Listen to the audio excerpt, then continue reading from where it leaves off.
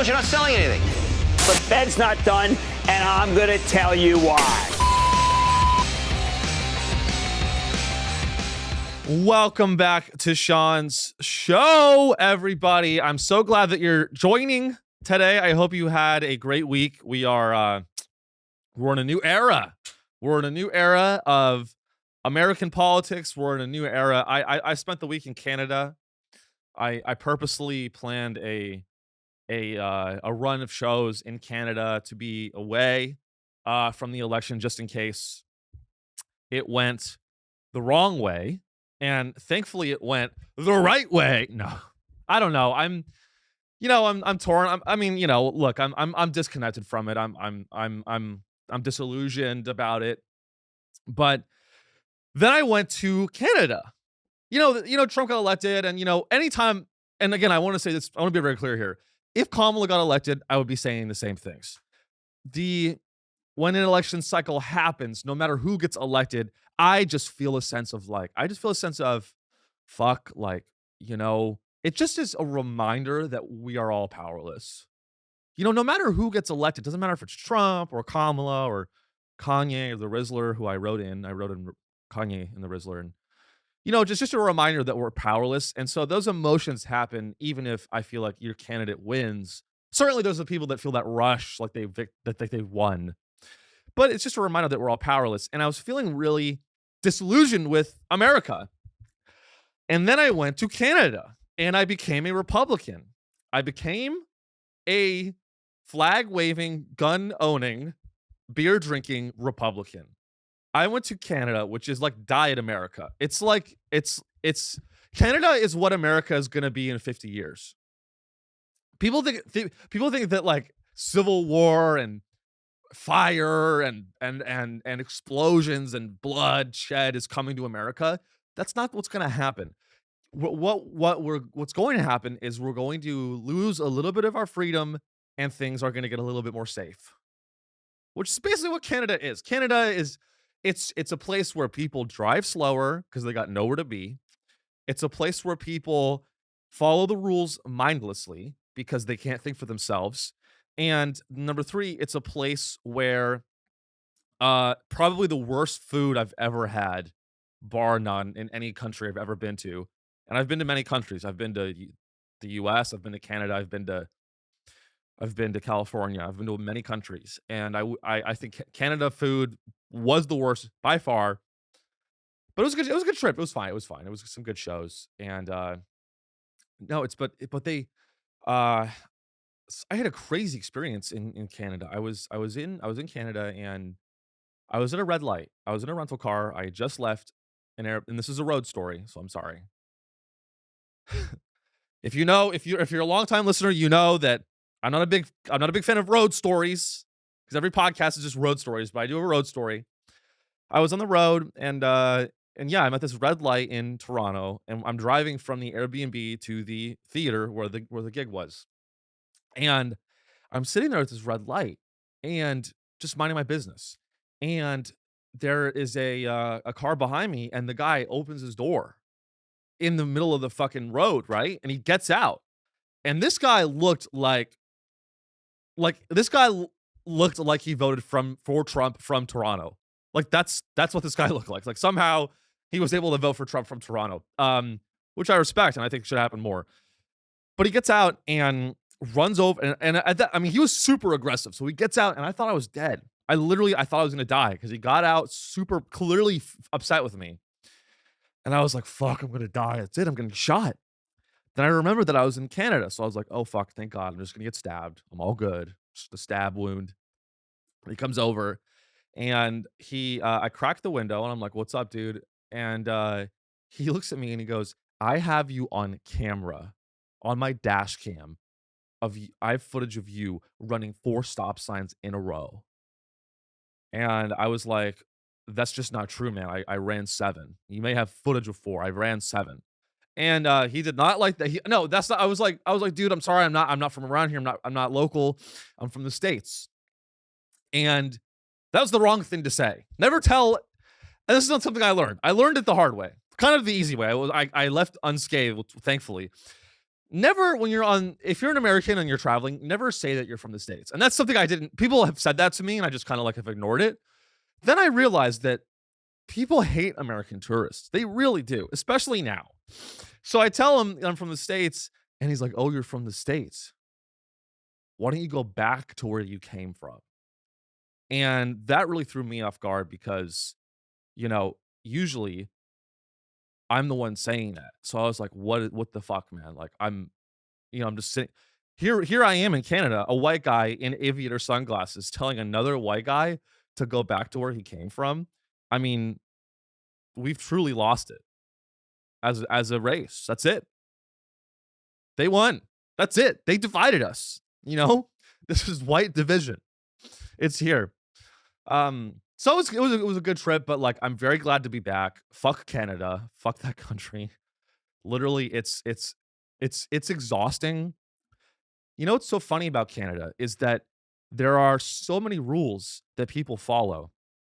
Like they follow all the petty rules that don't matter. Like they follow if the speed limit is 50 kilometers an hour, everyone's going 50. No one is speeding. Except for the few psychos like me that go 60. I'm a psychopath. I like to go 60 and 50. And they follow these rules. But then you go to downtown Toronto and you see all the homeless people shooting up in front of Tim Hortons. And you're like, that's not against the law? Those rules, they can break the, you can shoot heroin in the street, but I can't run a stop sign? That doesn't feel fair. But it was a good trip. And if you're listening to this from Canada, then I don't know what to tell you. It's maybe time to move to a country where you have freedom. So I'm very glad to be back I'm glad. I never thought I'd say this. I'm very glad to be back in Trump's America because no matter what happens in America, we will always be better than Canada. I'm a nationalist. I'm an American supremacist. I think we are the best. We are united. Our diversity and our ambition and our thirst for violence makes us the best, and that's beautiful. Remember that we are the best because we are cultured to believe that violence is okay sometimes. That is why we're the best, is that sometimes violence is warranted. And speaking of warranted violence, let's talk about Trump's cabinet. Let's talk about it. Trump is nominating his cabinet. He's electing various people to the different roles. We have a new defense secretary. We have a new secretary of state, Marco Rubio, I believe. Marco Rubio is the new he's expected to choose Senator Marco Rubio. And but I think the most interesting pick is actually the defense secretary. So if you live under a rock and you get your news from me, a crazy Jewish guy, I will tell you who his defense secretary is. His new defense secretary is Pete Hegseth. And I never heard of this guy, and I think a lot of people have never heard. I didn't know that name. I'm just being honest. Not a lot of people knew this guy. But he's a veteran, and he was started or I don't know if he was the founder, but he led for a time a veterans advocacy group and was involved and is also a veteran himself. And he's an interesting guy. So I did some research. So let's learn about Pete Hegseth, the incoming defense secretary for the most powerful country in the world. So this is from Wikipedia. Hegseth has been active in conservative and Republican politics since his days as an undergraduate at Princeton. Okay, good so far. In 2016, he emerged as a strong supporter and ally of Donald Trump's presidential candidacy and served as an occasional advisor to Trump throughout the latter's first term as president. Okay, fine. Makes sense. He reportedly persuaded Trump to pardon 3 American soldiers accused or convicted of war crimes related to the shooting of non-combatants in Iraq. Okay, what? Let me read that again. So this is Donald Trump's defense secretary nominee. He went to Princeton. Great. He advised Trump during Trump's first term. Fine. That all tracks. And then recently, I don't know how recent it is, but here's something else on this guy's resume. He pardoned American soldiers that were convicted of war crimes. And that's not all. Hegseth also was a platoon leader at none other than Guantanamo Bay during his military service, and defended the treatment of the inmates detained there. That is our new defense secretary. Our new defense secretary was a platoon leader at Gitmo, convinced Trump to pardon war criminals. And this is obviously a guy that I 100% back. I believe in his ability to lead the American military. He is our guy. He's my guy. Hegseth, I call him Pete. We're on a first name basis. I've been texting him. I believe it. And look, I'm very anti-war. But when it comes to the defense secretary, which by the way used to be called the Secretary of War, is now called the defense secretary because it's more palatable to white women in Ohio. He's now the defense secretary. I think you need a guy that pardons war criminals. I think you need a guy that thinks that shooting non-combatants in Iraq is not a war crime. You need a guy like that as the defense secretary. What do we want, a pussy in the defense secretary cabinet position? Who else? Guys, who else would it be, right? You know, and I think a lot of people are going to be shocked by this. I'm not shocked by it. I'm not shocked at all. Who else would be Trump's defense secretary? Excuse me. I had a lot of coffee today, if you couldn't tell. Who else would be Trump's defense secretary other than a guy who tortured inmates at Gitmo? That tracks for me. That's honestly like a safe pick. He could have picked Nick Fuentes. Let's be grateful that Trump's cabinet is mostly people that are, you know, career media people or politicians. He could have gone really crazy. And you talk about a third world country. He could have. We got to be grateful that Trump didn't make Nick Fuentes Secretary of State. Okay? Because he's got a couple screws loose, you know? And I'm politically neutral on the show, obviously. But we got to be grateful that he didn't pick anyone that is really crazy, right? I mean, honestly, it's a pretty safe pick. So that's our new defense secretary. I don't want to spend all episode on it, but that is hilarious to me. I mean, imagine like Trump in the room with the defense secretary. This is going to happen. Trump's going to be in the room with Pete Hegseth and Marco Rubio and Elon Musk and Vivek Ramaswamy. Remember him? Vivek Ramaswamy. And they're going to be in the room, and these men are going to lead our country. And so you better get used to it. You better get used to it. I personally am very grateful that there's an Indian guy in there. I'm also grateful that there's an African guy in the room, Elon Musk. A lot of diversity in this group of people, which is good. So we'll see. We'll see what happens with it. I mean, the transition's happening with the Trump presidency, and I'm gonna continue to follow it. So let's jump around a little bit. I want to cover this story because I thought it was just evident of how fucked we are from a corporate perspective. Netflix says 70 million users are now watching shows with advertising. So let me say that again. 70 million Netflix users are now watching Netflix with advertising. Great job. Great job, guys. I love the leadership at Netflix. This is genius. I got to give Netflix props. Really huge. I mean, huge. It's a huge props to Netflix for really disrupting the cable TV industry. That's their whole business model, is they came in and they disrupted cable TV. And now they're so big that they're recreating it. And that's good. That's a good thing. 70 million people are watching Netflix with ads. Sounds a hell of a lot like cable TV to me. Very innovative, Ted Sarandos, or whatever the fuck your name is. Very innovative, very, very innovative. I'm glad that you guys are all billionaires and 100 millionaires in Netflix stock off this very, very innovative platform that I really cannot emphasize how genius you guys are. You disrupted a TV market. People didn't like the old. I get it. People didn't like the way that people consumed.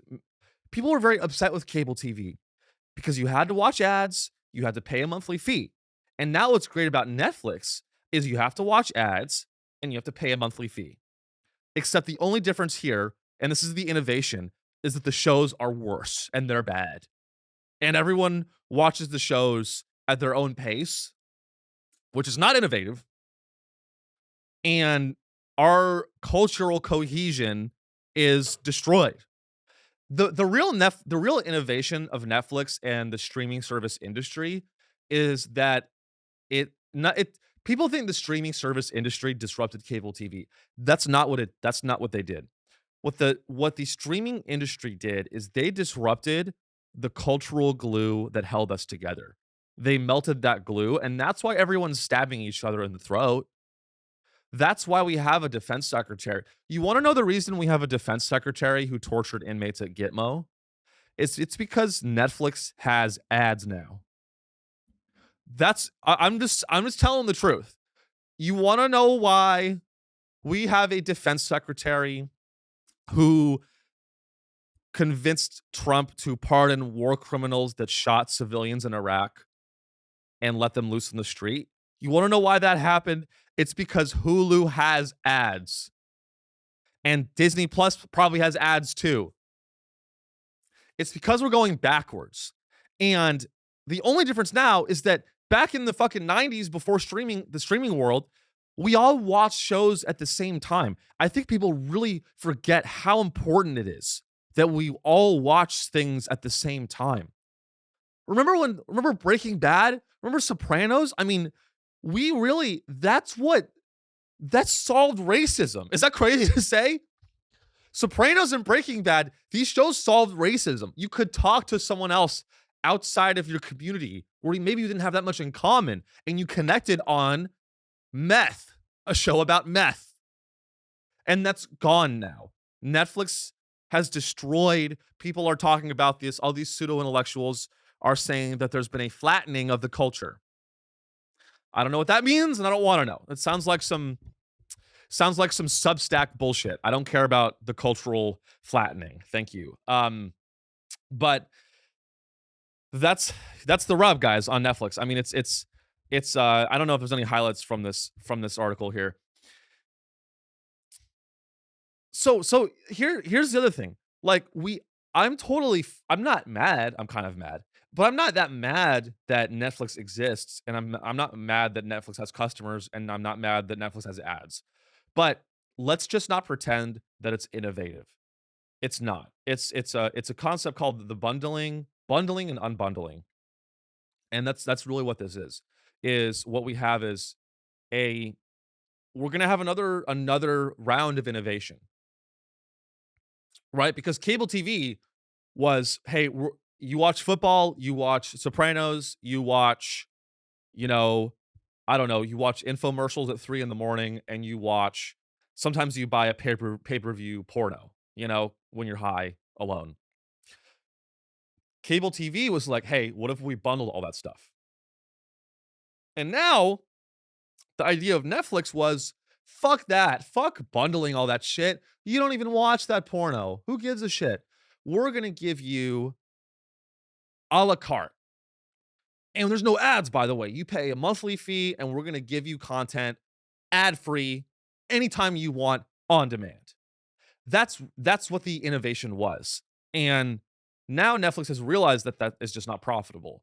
And so what they're turning into is fucking cable TV. And they're bundling and they're advertising and they're selling ads. And I mean, here's from the article. The company said it has sold out all of its game day inventory for 2 live NFL games scheduled for Christmas Day. I mean, for Christ's fucking sake, they're literally just showing NFL games live with commercials. That's not innovation. Don't fucking tell me that's innovation. Software engineers at Netflix, you're retarded. You're not special. You're not cool. You may make a lot of money. You may drive a Tesla. You may live in Cupertino, California, and you may be wealthy, but you're sure as fuck not smart, and you're not cool. Okay? It's not cool what you've done. It's embarrassing. It's cringe. So I want you to live, and I want you to live every day with the fact, knowing the fact that it is not cool to be a software engineer in Netflix. It is not interesting. You're a loser. You're a bitch. And so, you know, I make predictions on the show. I think that what we're going to see next is we're going to see a new wave of media startups, technology media startups, and these companies. This is a comedy show. We're going to see a new wave of startups that are going to quote unquote disrupt Netflix, and they're going to bundle. It's going to be like, hey, what if we had this ad-free platform where you could watch everything all together for one simple price? And then the circle will be complete. Jeffrey Epstein will come back. He'll start assaulting children again. The circle will be complete. The cycle will and then the cycle starts over again. So there's really nothing new. I mean, history repeats itself. It's fun to watch. It's fun to watch. If you are online at all, you might have seen this. Here's a really interesting aspect of our culture that is not really being talked about. What's very interesting. This is interesting. This is just happening on the left. Is there are and none of it. What's interesting is the corporate media, CNN, NBC, etc. They're not reporting on this at all, or they're just starting to. But it's all over Twitter. It's all over Threads. Well, it's all over Threads because Twitter's, a lot of liberals left X or Twitter. And they moved to Threads. And I talked about this a little bit, but there's a lot of rumblings and mumblings on the left about how Trump and Elon Musk colluded to steal the 2024 election. And there's conspiracy theory. And I mean, it's just the whole world has flipped over. The whole world has flipped over. On the right, you have suddenly half the country who has been screaming and clawing their own eyes out, saying that the 2020 election was stolen, and stormed the Capitol, and saying that the election system is corrupt. Now that Trump has won, it's fine. Totally fine. Everything happened the way it should have. There were no bomb threats, right? There was no hacking. They called it the day it had the election. They called it the same night, and it's fine. And all those problems that they were complaining about disappeared. So now you have, and what's funny is, the right has become, now that Trump's in power, everyone on the right is now kind of falling in line and they are now pro-state. They are pro-government. They're not anti-establishment anymore. Now because their guy won, now the establishment is functioning. And that's generally true, I think.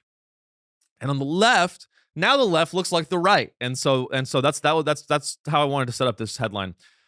There's this new group of people called Blue Anon, and you can kind of guess what it is. It's basically QAnon, but it's like liberal QAnon.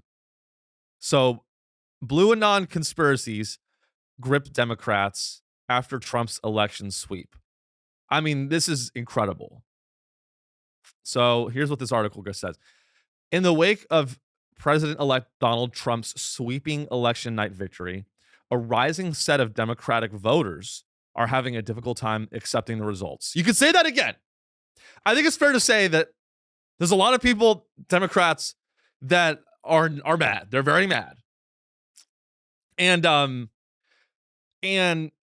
that anger is evolving into conspiracy theory. So what we have is a group called Blue Anon, which I am a member of, obviously. I was a member of QAnon, and now I'm a member of Blue Anon. I'm actually the president of both of these organizations. Like its right-wing counterpart, QAnon, the far left's Blue Anon is also rooted in denialism at any costs. Well, I don't know about that. I think QAnon was right, and I think Blue Anon is also right. I don't know if this is Yahoo News. They're not that trustworthy. Trump cheated began to trend on X after the race was called in his favor, according to Gordon Krovitz, CEO of the ratings transparency system NewsGuard. So they talk about the assassination plot. All right, here's why you listen to the show. Here's why I'm drilling deep. This is hilarious. You ready? This is the Blue Anon theory. The Starlink stealing theory. Over the course of Trump's 2024 presidential campaign, billionaire Elon Musk's interest in the election has evolved from Twitter troll, dark MAGA dunce, to securing himself as an unofficial member of Trump's family and future administration. On the far left, Musk's slow encroachment on political affairs has led many to question true interest and how far he's willing to go to see them fulfilled. Okay. Outside of literally paying people to vote for Trump, there is a bonkers Blue Anon theory. I don't know how bonkers it is. There's also, you're gonna use the word bonkers in an article. Who's writing these? I don't know who writes for Yahoo News. You need to kill yourself.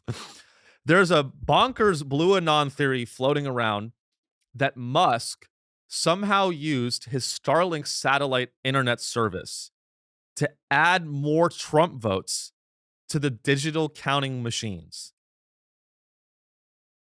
What the fuck? What the fuck? Let me read it again. This is hypocrisy in the highest form. Because for 4 straight years, the left has said that the elections are safe, and anyone who questioned the process of how our elections were done was insane and racist and a psychopath and a Trumper. And now that Trump is the president-elect, now it is completely reasonable, according to many people on the left, that Elon Musk used his satellites to add Trump votes to swing state voting machines. Now, I don't know about that. I don't know. I like it. I like a theory. I love a good conspiracy theory because there's always a little bit of truth in it. And I mean, I just like to imagine these Blue Anons, because QAnon, right? It was like, it was like blue collar guys that worked in coal mines that were afraid that Joe Biden was going to shut down their coal mines, and the globalists were going to come in and take their children away and shoot them in front of them. And so that grabbed a lot of people. The QAnon theories grabbed a lot of people and really took a hold of their lives. So I'm wondering, how much Blue Anon is this going to get any steam? Because right now, no one's talking about this. So the question is, how much? I mean, it's all over threads. I'm not kidding with you guys. Like it's all, like, I'll open threads right now. And I don't even think I really follow that many people on threads, which again is Mark Zuckerberg's version of Twitter, which I think is worse. But let's take a look. I'm just going to scroll on threads. I guarantee you I'll find something very quickly.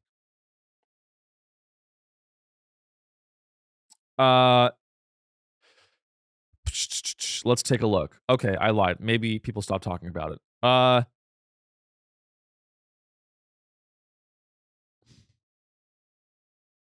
Oh shit. Spirit Airlines is filing for bankruptcy. I'm just scrolling threads. What the fuck? All right, breaking news. Breaking amazing news. Sorry. Holy fuck, dude. Spirit Airlines just crashed 50%. That's crazy. Oh my God.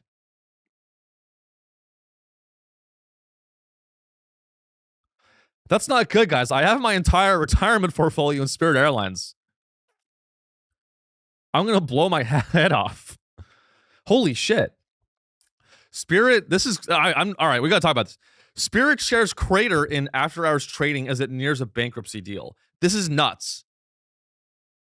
Spirit Airlines shares cratered sharply in aftermarket trading on Tuesday evening as the company said it is in talks with creditors to restructure its debt in a deal. Wow. So the question is are we going to let the government bail out Spirit Airlines, or are we going to let it fail? Because, I mean, these companies just have to fail.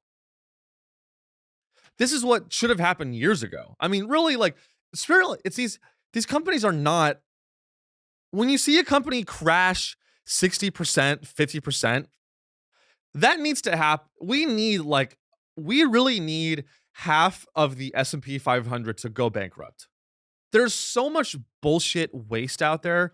Elon Musk keeps talking about government spending waste. We need to end corporatism. We need to end all this shit with these companies that are their stock price is just inflated by a cheap money environment for the last 15 fucking years. They need to go bankrupt, and they need to do a restructuring, just like Spirit Airlines. Have you guys been on an airplane lately? It's not good. It's not a good experience. So I'm very, that's some nice news, right? That's some good news.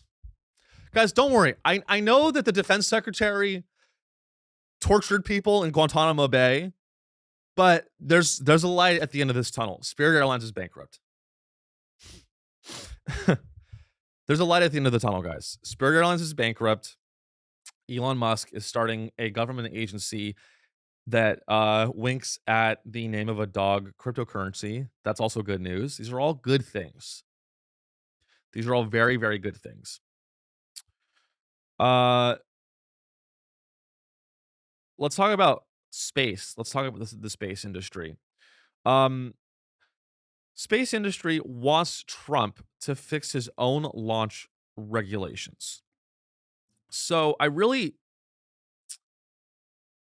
it's really, I mean, space really is the final, it's the final frontier of war. It's the final frontier of, it's the new frontier of regulation and economics.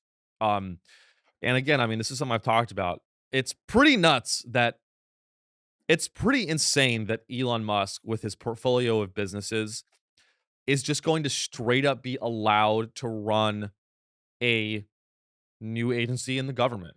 It is such an obvious conflict of interest, and no one gives a fuck. And it's just incredible. But let's read more about this. I mean, this is just the beginning of how Elon Musk is going to be able to influence the American government. I mean, let's take a look here. This is from Bloomberg. In Trump and Musk's crosshairs is space regulation, which the SpaceX CEO has been railing against in the lead up to the election. Musk thinks that the U.S. government moves too slowly with approvals for commercial rocket launches. I wonder why. The rocket man, the man that owns the rocket company, thinks that the government moves too slowly approving commercial rocket launches. Huh! That's a real fucking head scratcher. He has complained that it takes too long to get licenses for his company's massive Starship rocket in South Texas. So maybe there's an ulterior motive for Elon Musk trying to acquire political capital. Is that possible? Let's scratch our heads. That's a real head scratcher. And everyone, I put out these clips on the internet, and all these Elon Musk fanboys think I'm this pussy liberal. I'm not. I don't like liberals. I don't like conservatives. I don't like people that vote. I don't. It's cringe. Okay?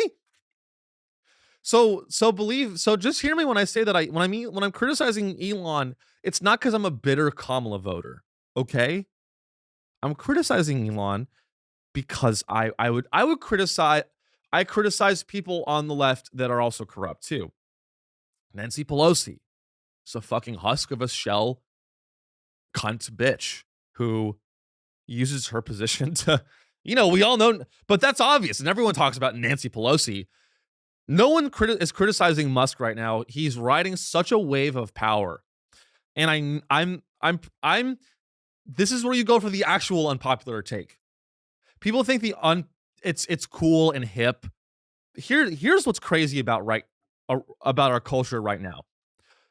There's a lot of people out there who think that it's punk rock to support Elon, and it's punk rock and edgy and unpopular to be an Elon Musk supporter.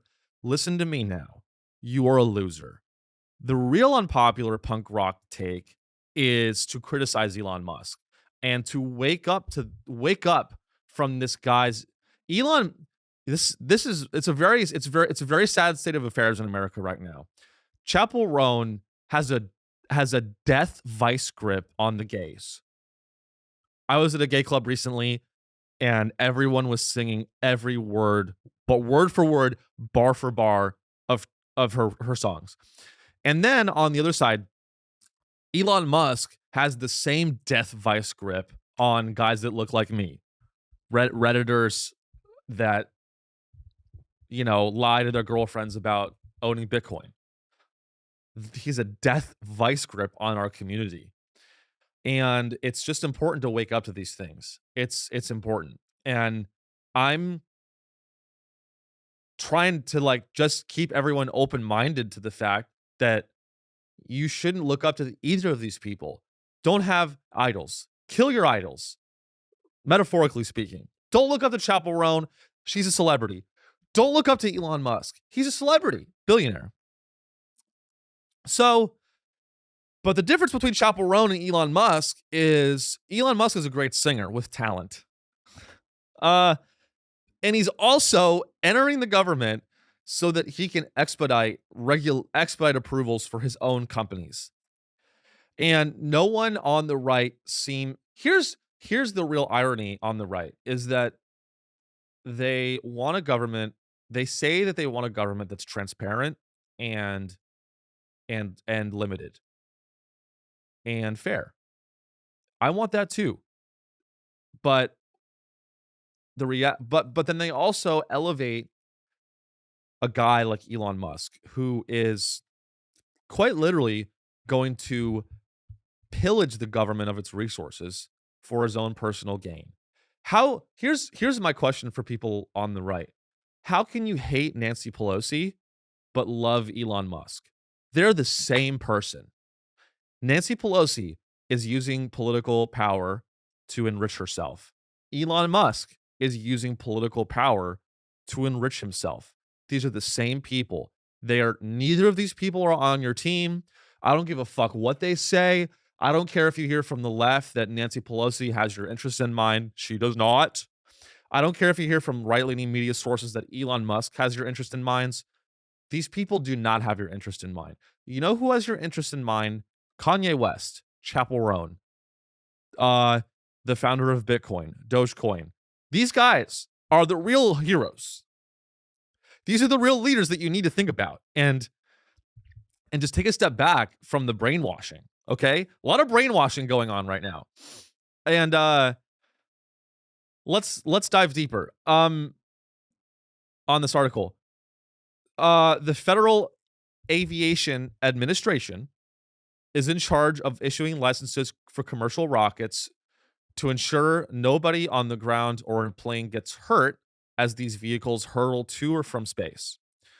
In response to Trump's 2018 policy directive, the FAA came up with new licensing rules that involved operators meeting launch and re-entry performance-based requirements that critics now say are onerous, unclear, and time-consuming. So basically, the space industry, Boeing, Elon Musk, SpaceX, are complaining that it's too bureaucratic and there's too much red tape to get these rockets into the sky. And that may very well be true. But you know who shouldn't be clawing back regulation? One of the main fucking guys that runs a rocket launch company. That should not happen. If you want to live in a fair and free and open society. So, I really don't know. I mean, I'm trying to make sense of it all. I'm trying to make sense of it all, guys, and it's tough.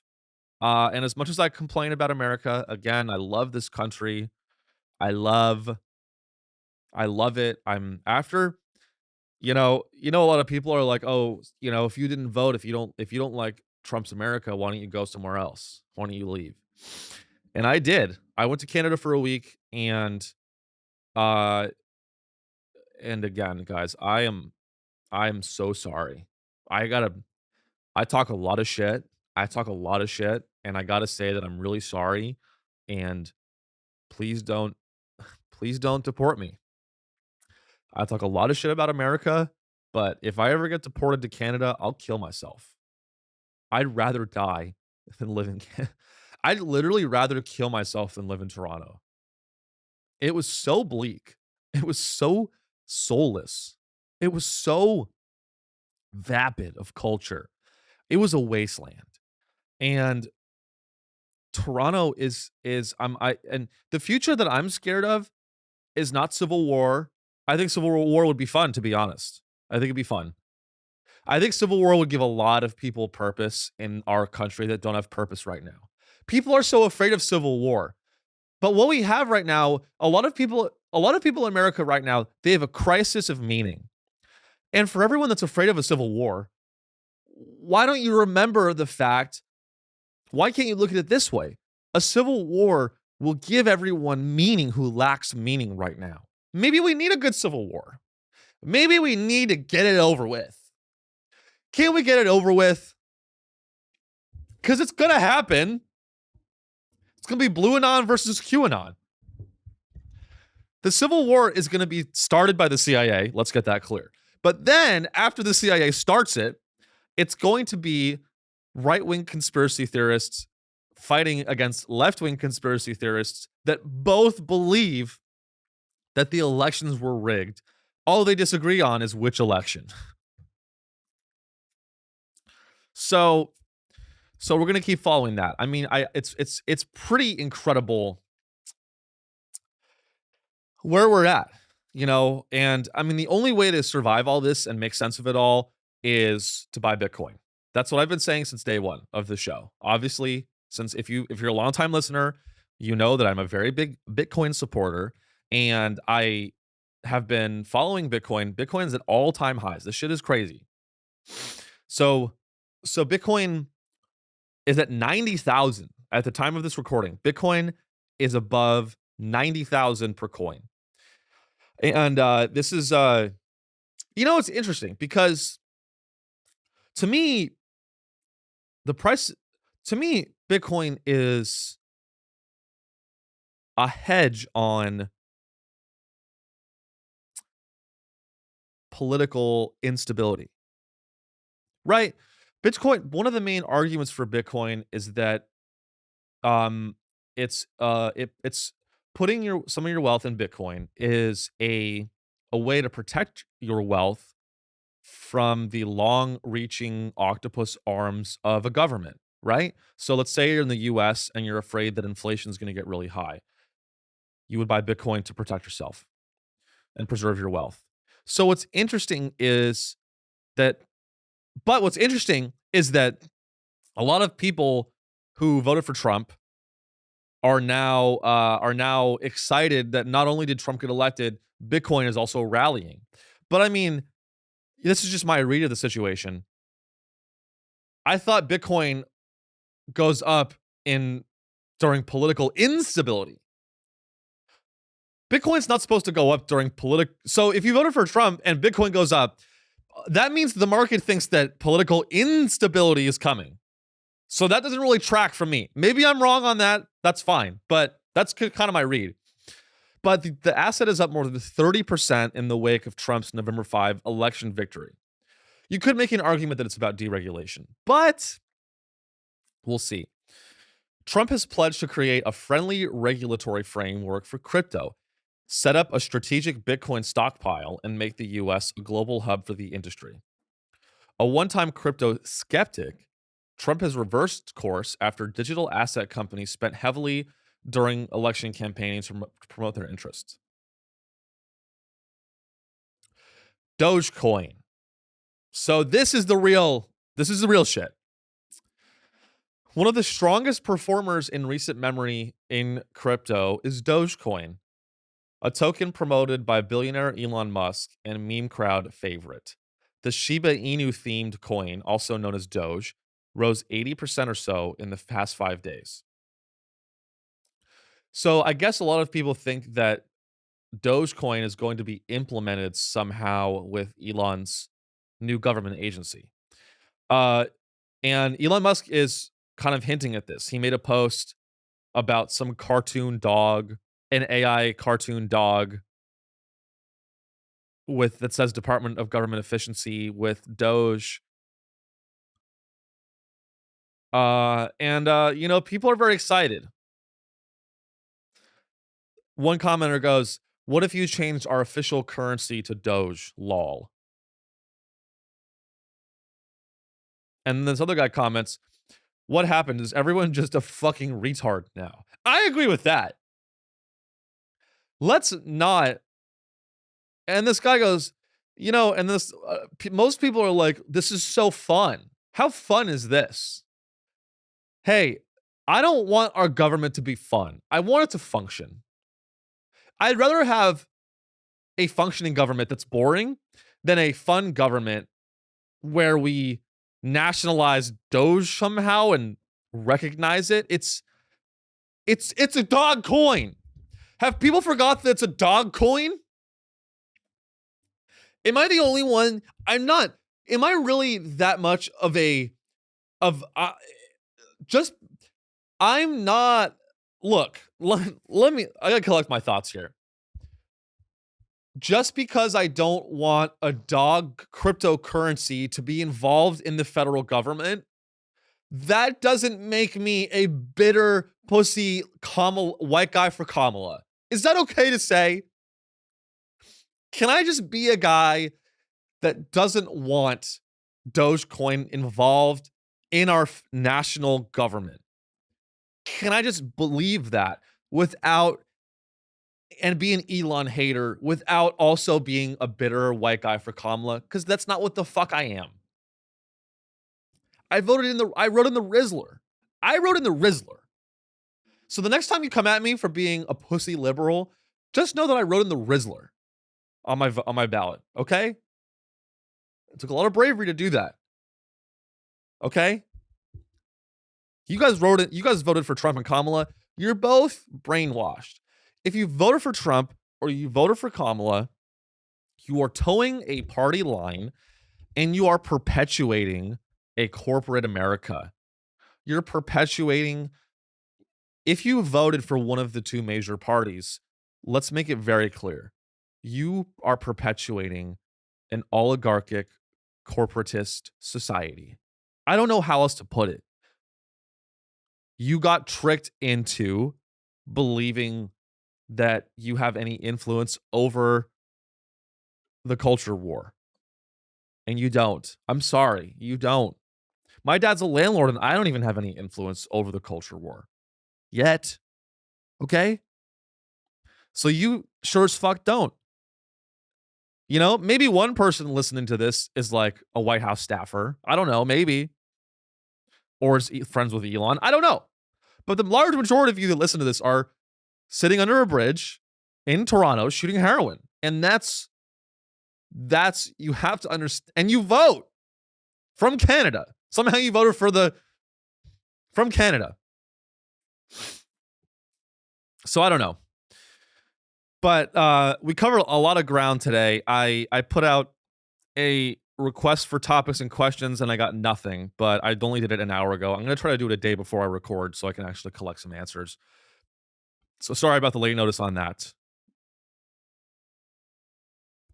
But that's pretty much it. I mean, I'm trying to think if there's anything I missed here. How much time are we at? Just about 50 on the episode. 50? Okay. I'm trying to think of what I want to close it out with. Let's see. Let's do something fun. I have this thing about Saudi Arabia that I wanted to talk about. But I don't know if I want to close on Saudi Arabia. Let's see here. Ooh, here we go. Here we go. Let's finish on some bread and butter shit, guys. Private equity, my favorite. So, a lot of people now, and okay, let's finish on this. Now that Trump is president, I think we're going to find out if BlackRock is still going to be able to buy single family homes. That's the real test. And that's the real test for Trump. The real test for Trump and his supporters is, are you guys actually anti-establishment? Are you going to do all... If you say you're the party for the people and the common man, are you actually going to have the balls to regulate BlackRock and stop them from buying single family homes? I don't think so. I also don't think Kamala would have done that either. I don't think that either party has the interest or the willingness or the desire to regulate BlackRock or to repeal Citizens United or do any of the things that would actually help our government become more fair and transparent. Oh, let's talk about RFK. Doesn't RFK have a thing now in the government? RFK cabinet position. Let's take a look here. This is hilarious. Robert F. Kennedy could be on a short list for the HHS secretary. So, I actually remember this. I read an opinion piece by Bloomberg, the actual Michael Bloomberg, who started Bloomberg, and he is very against RFK being the DHS secretary. He says that RFK is a raw milk guy. Okay, here we go. Now I remember why. Okay, so this is a New York Times article, which I know is leans liberal, but we're gonna dive in real quick, and I'm gonna try to stay balanced here. Kennedy's FDA wish list. Here's RFK's wish list for the FDA in Trump's administration: raw milk, stem cells, and heavy metals. One of those things does not belong. Stem cells, I think we can all agree, is a good idea. I don't know about this raw milk and heavy metal shit, but let's read. RFK has been unflinching in his attacks on the FDA in recent weeks, saying he wants to fire agency experts who have taken action against treatments that have sometimes harmed people or that teeter on the fringe of accepted healthcare practice. Some of Kennedy's priorities are relatively standard, such as focusing on the health effects associated with ultra-processed foods. Yet others threaten to undermine the FDA authority to rein in inappropriate medical treatments or to warn about products that can damage the public health. So here's a tweet from RFK. And I like RFK. I think that he is a guy who has his heart in the right place. I think that he is a free thinker. One thing that is true about RFK and all of the Kennedy families is they're free thinkers. Their minds are open. Their heads are open. In some cases with some of the Kennedy members, their heads are open literally. Their heads are blown off. So that's always fun. But I like that RFK, these people that you think are outsiders are not actually outsiders. Elon Musk is not an outsider. RFK is not an outsider. Donald Trump is not an outsider. These are people who have their own interests in mind, and they have, I think, convinced a lot of the public that they are outsiders that are going to shake things up and drain the swamp. And it's true, and you should believe that. But RFK may very well shake up the FDA. Let's see how RFK feels about certain aspects of health. Let's take a look. Raw milk. Drinking raw milk has always been risky, according to the FDA, according to the lying FDA and the corrupt CDC. That's my embellishments. It is regularly associated with outbreaks of illnesses from a long list of bacteria, which include a strain of E. coli that can cause kidney failure and death. So, how does RFK feel about raw milk? Proponents of raw milk say that it has more beneficial enzymes and diverse probiotics than pasteurized milk, and that its consumption is associated with lower rates of asthma and allergies. So I guess I don't know, but it doesn't say. It does. I don't. It does. This doesn't say how RFK feels about it though. So we'll keep moving. Let's just read his tweet.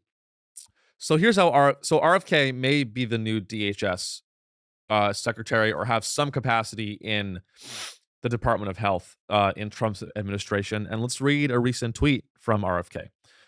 The FDA's war on public health is about to end. This includes its aggressive suppression of psychedelics, peptides, stem cells, raw milk, hyperbaric therapies, chelating compounds, ivermectin, hydroxychloroquine, vitamins, clean foods, sunshine, exercise, nutraceuticals, and anything else that advances human health and can't be patented by pharma. If you work for the FDA and are a part of this corrupt system, I have two messages for you. Number one, preserve your records. And number two, pack your bags. Wow. Whoa. Big talk from RFK. And, you know, a lot of the things that he listed, I agree with. I think that it's very rational to research psychedelics in the context of helping therapy. But when he lists these other things, you kind of lose a little bit of credibility in my book, okay? He goes, big pharma is like, he's basically saying that RFK is basically saying that the US citizenry has been robbed of all of these things that could be used to treat their ailments because of big pharma and their corruption and the FDA colluding with pharmaceutical companies to prevent certain things from being used because they can't make money off it. And that's true. Then he talks about chelating compounds. I don't know what that is. Then he talks about raw milk. And look, maybe I'm wrong here. I'm not Andrew Huberman. Maybe raw milk. Maybe you're one of those guys. Maybe you believe in raw milk. I happen to think that raw milk might not be a great idea. Maybe it is. I don't know. I'm not going to have a strong take on that.